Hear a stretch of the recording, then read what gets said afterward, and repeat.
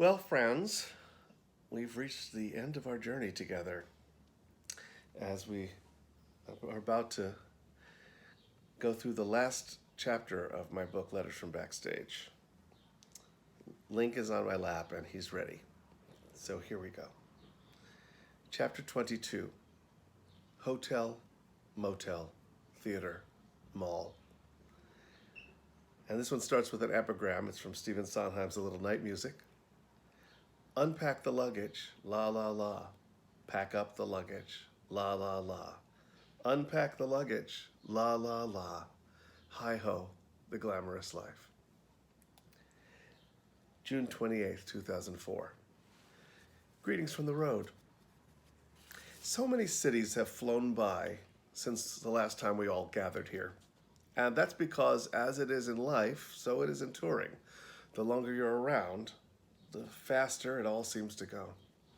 And things are whipping by at such a rapid pace now, it looks like an old Keystone Cops movie. There have been dozens of adventures since my last writing.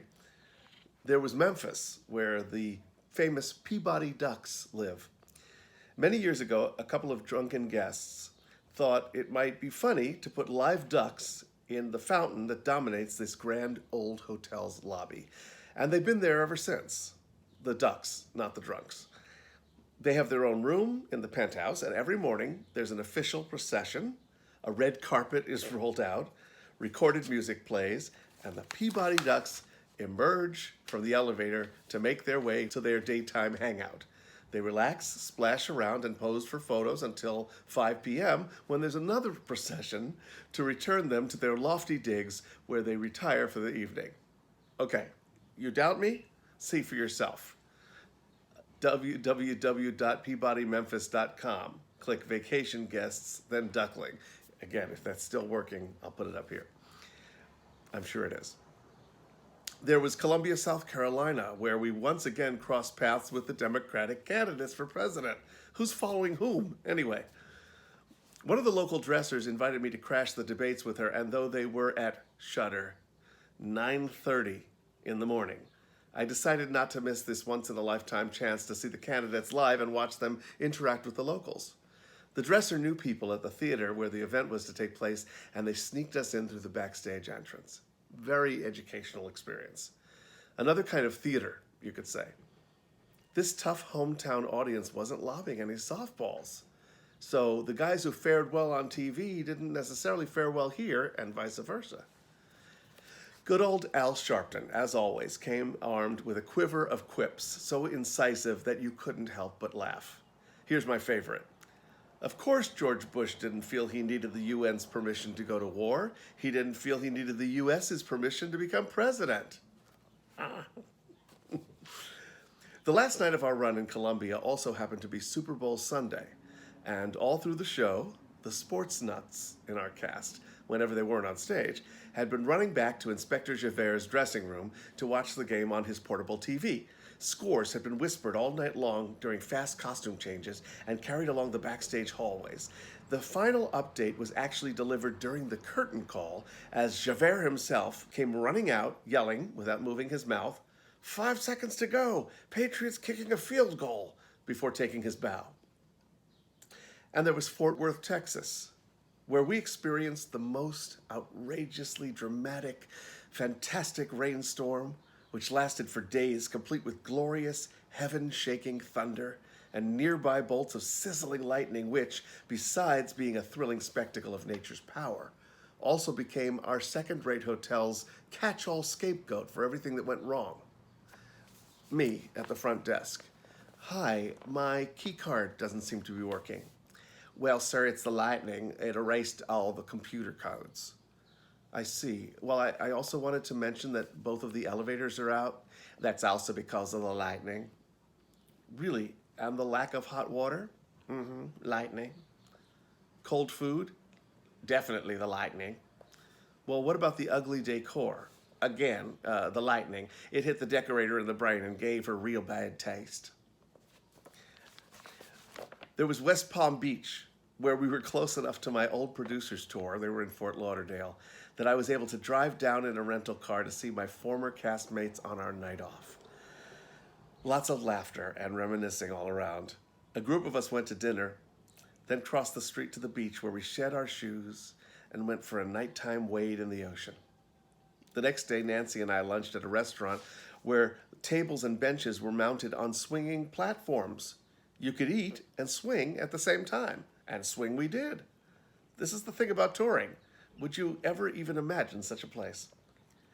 And then there was Tampa, where, well, perhaps a gentleman ought to leave Tampa out of it. These places and these adventures, like slides in a slideshow, like the landscape through the window of a moving train, blurring together in a cyclical pattern of repeating elements. Hotel, motel, theater, mall, airport, theater, airport, stage, backstage, bus, hotel, stage, lobby, airport, lobby, backstage, onstage, airport, theater, mall, theater, hotel, airport, bus, and so on. But now we're preparing for the biggest adventure of all, the next chapter of our lives. At the end of our current engagement in St. Paul, Les Mis goes on hiatus for the summer, and while some of us will return to the show in the fall, some of us will be moving on. Some have left this decision in the hands of fate, aka the show's producers.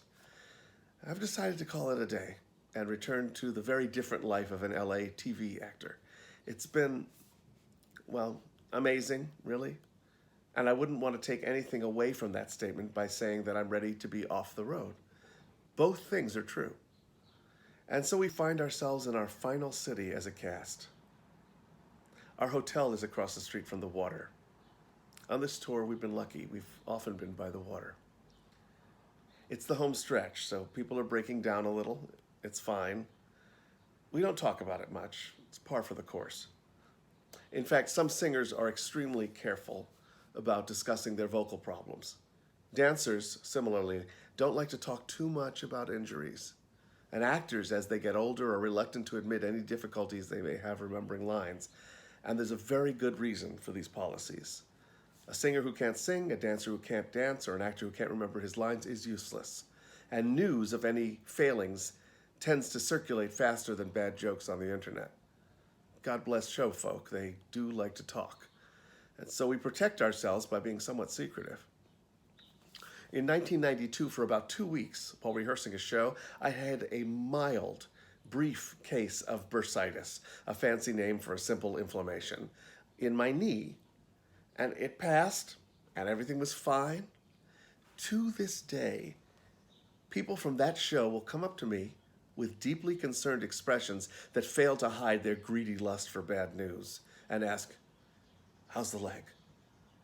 "It's fine," I respond threateningly, "and it has been fine for over a decade. And if anyone asks, you may tell them that there is nothing to worry about. Thank you for asking." Why so defensive? Well, if word spreads about Michael and his non-existent, quote, leg problem, unquote, then I might not be hired for my next job. So we're anxious to squelch rumors and even facts that suggest we're not at the top of our game. I heard about a woman who received major critical acclaim for her brilliant portrayal of a wheelchair-bound character in a TV movie. After the show aired, she and her agent sat waiting for the offers to come in. They never came.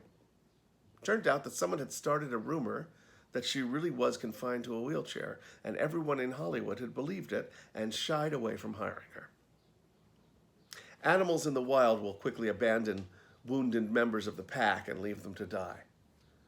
Similarly, a cast will unconsciously isolate itself from a wounded performer, as if the injury were contagious. Nevertheless, the truth is that from time to time, people in touring musicals do show the wear and tear of a constant schedule of beating ourselves up. It's a fact of life. We try to keep it a secret. We do our best to hide it. We do not baby ourselves. In fact, it's considered the height of weakness to miss a performance because of some minor injury or vocal fatigue. Buck up. The show must go on. Theater people really believe in that. It's part of a dancer's religion to simply pop a handful of Advil and go out there like everything's fine. When I tore my calf muscle in San Francisco, you could bet your ass I would have gone on, pain be damned, if I could have gotten my leg to move at all. We don't care about long-term damage. We don't care about pain. We only care about going on and doing the show. Besides, there's always Dr. Footlights.